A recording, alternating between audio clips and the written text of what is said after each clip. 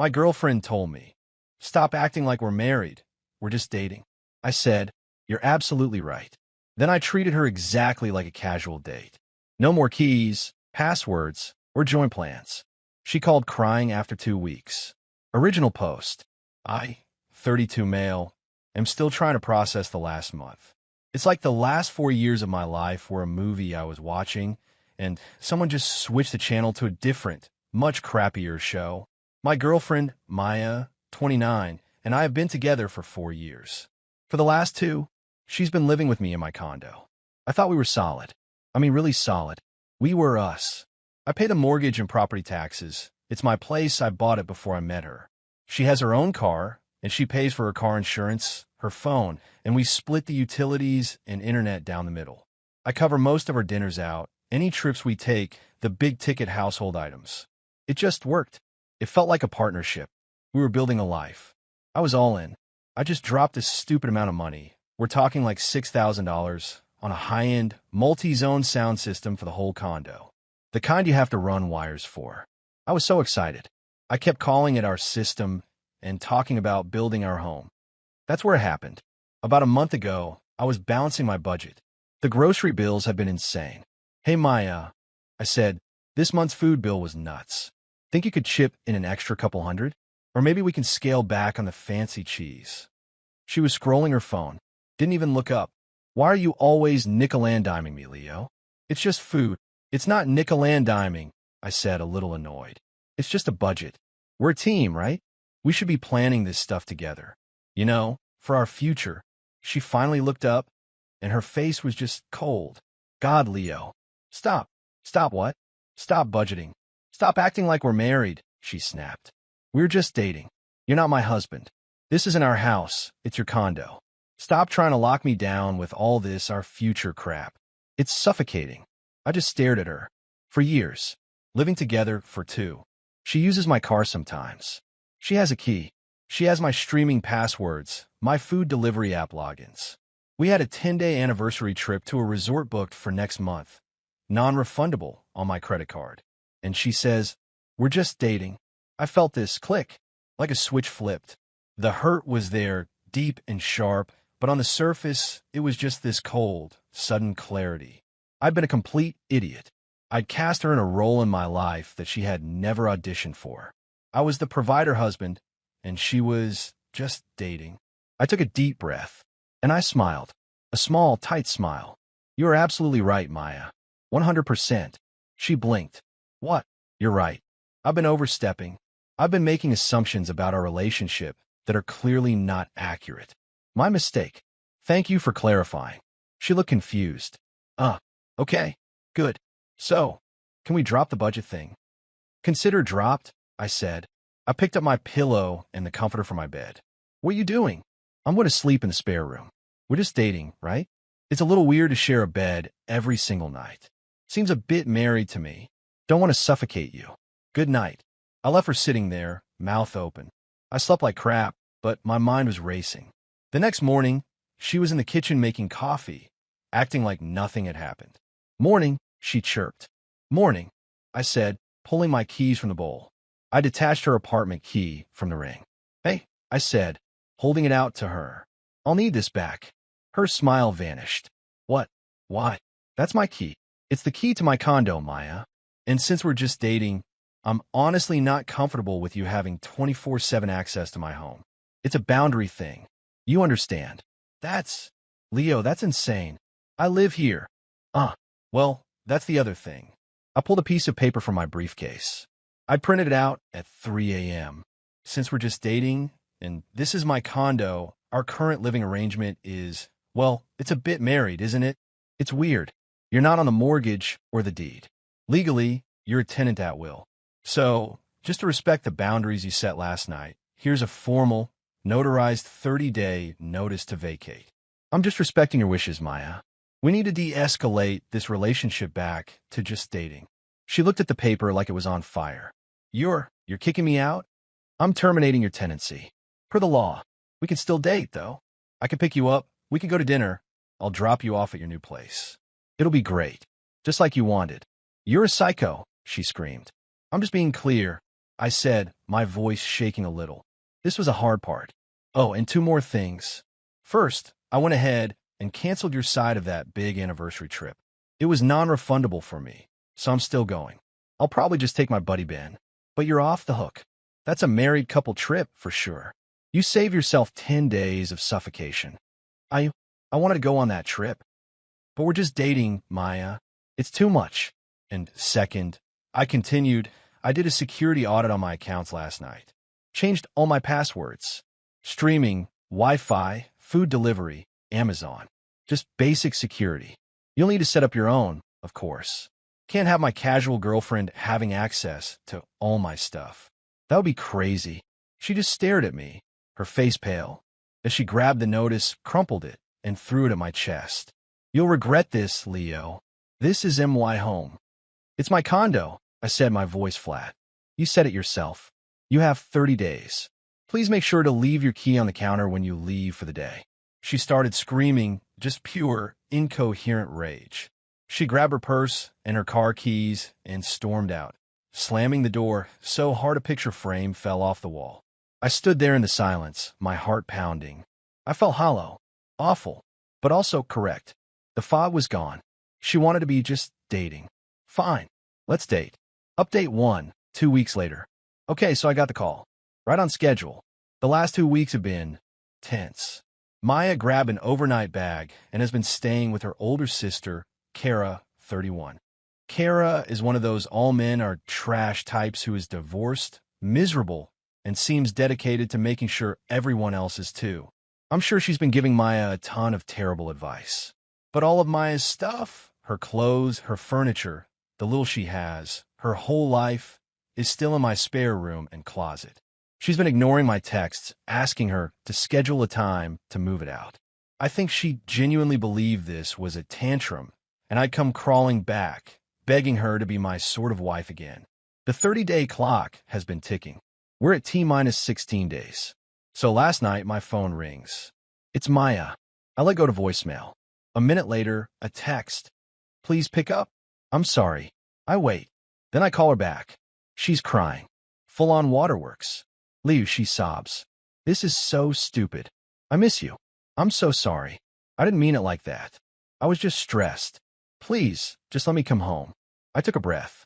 Home? Maya, this is my home. You're a guest. And I'm not. I'm not home for you anymore. You made that clear. But, I said, trying to sound upbeat, I'm glad you called. I was thinking we're still just dating, right? So, do you want to go out for coffee on Friday? My treat. I could pick you up from Kara's around 7. Silence. The crying just stopped. Coffee, she said, her voice dangerously quiet. Yeah, like a date. It'll be nice. A date. I don't want to go on a date with you. You idiot. I live with you.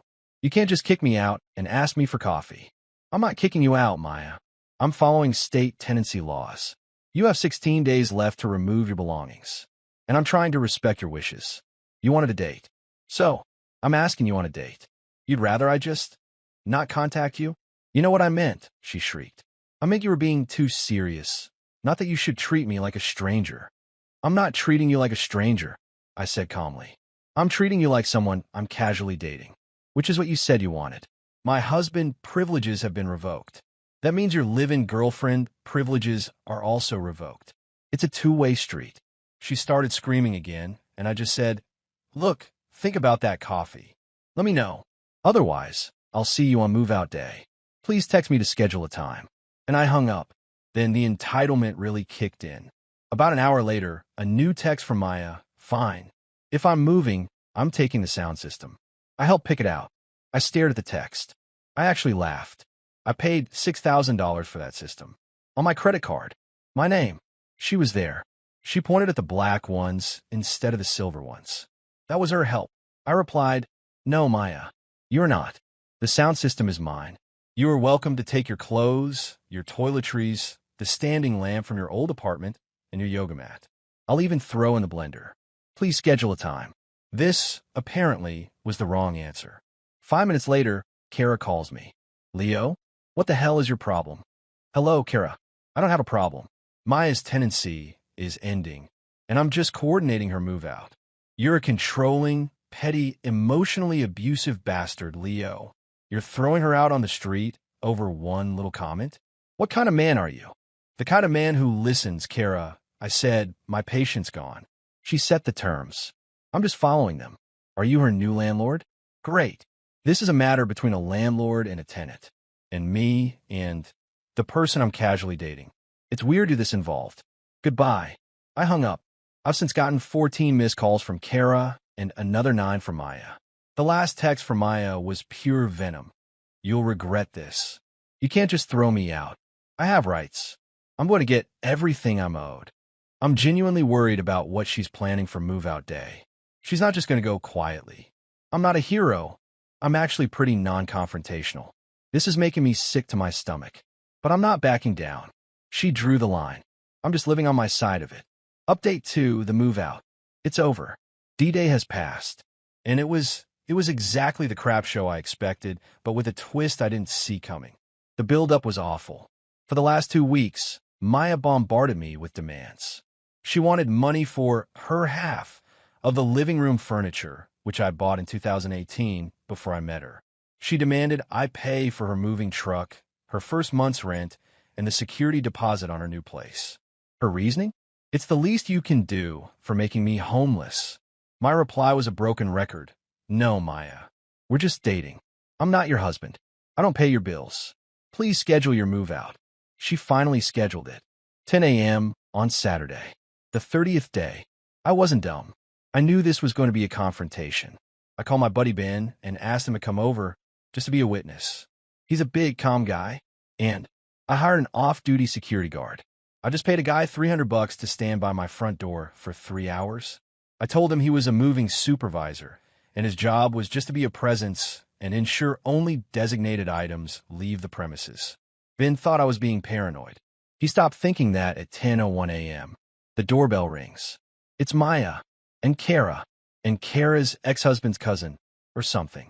A guy built like a refrigerator who I'll call Dino. He looks hungover and extremely annoyed. I open the door. Ben is on the couch. The security guard is by the entryway. Maya and Kara stop. What is this? Maya snaps, pointing at the guard. Kara scoffs. You hired a goon? Seriously, Leo? You think we're going to steal from you? You really are a psycho. He's just here to help things go smoothly, I said as calmly as I could. Ben has a list of your items. Your clothes, your personal effects, the lamp, the blender. Let's get this done. Maya stalks past me, straight toward the living room wall unit. She puts her hands on one of the main speakers for my sound system. I'm taking this, she says. No, you're not, Maya. Yes, I am. I helped pick it out. It's ours. Dino, the muscle, cracks his knuckles. Just let her take the stereo, man. Don't be an ass. My heart was in my throat. This was the moment. I looked, not at Maya, but at Dino. That is a $6,000 component sound system, I said, my voice surprisingly level. Here's the receipt for it, on my credit card, in my name. I bought it 6 weeks ago. If she walks out that door with it, it's grand larceny. My supervisor here, I nodded at the guard, will immediately call the police. I really don't want to do that, but I will. She's here for her clothes and that lamp. That's it. Dino looks at me. He looks at the receipt in my hand. He looks at the guard, and then he looks at Maya. He's got a receipt, Maya. I'm not getting arrested for you. Get your crap. Let's go. The look of betrayal on her face. It was something. She wanted a big, dramatic scene where her tough guy backed me down. Dino just wanted his $100, or whatever Kara promised him, and to go back to bed. She was livid. She and Kara started grabbing her boxes, just throwing them toward the door, being as loud and aggressive as possible. Dropping things. Slamming doors. Ben and I just stood back. The guard didn't move. They got to the last box. And then, the part I'll never forget. Kara was walking through the living room. She looked around, saw me, and Ben saw the guard. Then her eyes darted to the empty, perfectly dry, hardwood floor. And she slipped. It was the most dramatic, ridiculous, fake slip I have ever seen. Her arms windmilled. She crashed to the floor and immediately grabbed her ankle, screaming. Ow, my back, my ankle. He pushed me. Leo pushed me. I froze. Ben froze. What? No one touched you. You slipped. Maya ran over. "Oh my God. Kara, are you okay? He assaulted you." Kara was wailing. "I'm calling 911. I'm injured. My back is seized. He pushed me." And she dialed 911. This is it. This is how it happens. The realistic legal nightmare. Two cops show up maybe 10 minutes later. It's a man's word against two crying, injured women. They walk in.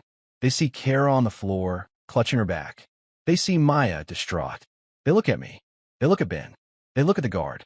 Cop 1. "Sir, what happened here?" His tone is already accusatory. "Officer," I said, "she was helping her sister move out, and she slipped on the floor. No one was near her. No one touched her." "Maya, that's a lie. He's been threatening us. He hates women. He threw me out. He got aggressive, and he shoved my sister. He's unstable." Cop 2. "To me, sir, why don't you and your friend step outside? We need to talk to the victims." "Victims," he said. I was shaking, pure adrenaline and terror. "Officer, I understand," I said, trying to keep my voice from cracking. "But before I do, I'd really like you to see this." I was worried this move out would get complicated. I pointed to the small, dark gray security camera on my bookshelf. It's an indoor camera I bought a week ago, just in case. It's a motion-activated interior camera. It's plugged into this laptop, right here. It's been recording this entire move out. The incident from about 15 minutes ago should be right at the top of the event log. If you just watch it, the entire vibe of the room stopped. Maya and Kara both went dead silent. Cop 1 looked at me, then at the camera, then at Kara. He walked over to the laptop. Ben hit play on the most recent file. We all watched. The video, clear as day, showed Kara walking into the frame. It showed her look around. It showed her take a weird, theatrical step, windmill her arms, and throw herself to the floor. It showed me and Ben 10 feet away just watching. The cop watched it. He rewound it. He watched it again. He looked up, his face absolutely disgusted. "Ma'am," he said to Kara, who had miraculously stopped crying, "that is filing a false police report. You know that's a jailable offense, right?" Kara's face went white. It was, my back does hurt. I must have. I thought. Cop 2 to Maya, "You. Get your things. Get your sister. And get out of this man's home. Now, your sister can either leave with you, or we can stay and discuss her false report and this." He pointed at Maya. "False accusation of assault." They scrambled. Dino was long gone. He'd vanished the second he heard sirens. Kara limped out, not even bothering to clutch her ankle anymore. Maya wouldn't look at me. They were gone. The cops gave me a look, half pity, half "don't call us again," and left. I locked the deadbolt. I changed the locks again an hour later. I sat on my couch, shaking. Ben just sat with me. I won, but I lost. I lost my sense of safety. I lost 4 years of my life to a person who would try to have me arrested to what? To get a sound system? To punish me for following her own rules? I felt utterly, completely drained. Final update, about 2 months later. It's been a couple of months. The dust has settled. The drama, thank God, is over. Just to see what would happen, I actually did text Maya about a week after the disastrous move out. Me, "Hey, that move out was rough, but my offer for a platonic coffee date still stands if you're up for it." My treat. I was testing the premise. Was she really willing to just date? Her reply came back instantly from a number I didn't recognize. "You evil, manipulative, sociopathic bastard. You tried to get my sister arrested. You humiliated me. I'm suing you. I'm suing you for emotional distress, for the furniture, for everything. I hope you die alone in that condo." Me, "So no coffee? Okay. Take care, Maya. I'm blocking this number now." And I did. That was the last contact. I did, however, hear through the grapevine a mutual friend who is horrified by her behavior. What the fallout was. Maya is living with Kara in her tiny, one-bedroom apartment. It's a disaster. They're fighting constantly. Maya isn't paying rent, and Kara is broke and apparently does have a sprained ankle now, from when she kicked her car tire in a rage after the police incident. Karma, I guess. As for the anniversary trip, I took Ben. We went to the resort. We drank. We sat on the beach. We had an amazing time. It was the best breakup trip ever. I posted one picture, me and Ben, holding cocktails with the ocean behind us. Caption: sometimes a change of plans is the best plan. I heard from my friend that Maya, who I'd blocked, but who saw it on a friend's feed, had a complete meltdown. She apparently texted me from another new number. So glad you're enjoying the trip I was supposed to be on, you prick. Blocked. But the real final shot from Maya came last week. This is the one that proves I didn't just dodge a bullet. I dodged a tactical nuke. I get a call from an unknown number. It's the local animal shelter. Shelter: hi, is this Leo? We have your cat here, Sparky. My blood ran cold. I'm sorry. I don't have a cat. Shelter: oh, that's odd. A woman named Maya dropped him off this morning. Said she was your ex-girlfriend, that you two broke up, and you'd abandoned him in the apartment, and she couldn't keep him. She listed you as the primary owner. My head was spinning. Sparky was her cat. She got him about a year ago. She loved that cat. Wait, you said she listed me as the owner? Shelter: yes, but it's okay, we scanned his microchip. It's registered to her. Maya. Her name, her old address, which is your condo. The realization hit me. She tried to get me flagged for animal abandonment. She took her own cat that she supposedly adored and dumped him at a shelter, using my name as the bad guy. All just to get one last, petty, evil shot at me. That is unbelievable, I said. Yes, she's my ex. It is 100% her cat. I'm not responsible for it. Shelter: understood. Well, this is the situation. We'll be contacting Ms. Maya about the surrender fee and some other issues regarding her false statement. Thank you for clarifying, Mr. Leo. I hung up the phone. That was it. The final nail. It wasn't just entitlement. It wasn't a mistake. It's who she is. A person willing to throw away her own pet just to spite me. So where am I now?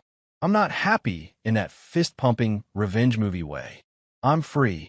I'm sad that I wasted 4 years on someone who was, at her core, a manipulative stranger. I'm angry that she tried to have me arrested and that she'd dump her own cat. But I'm not dating. I'm just enjoying my condo. It's quiet. I'm listening to my sound system. A lot. I lost 4 years. But I didn't lose my home. I didn't lose my savings. I didn't get a criminal record. She wanted to be just dating. She got it.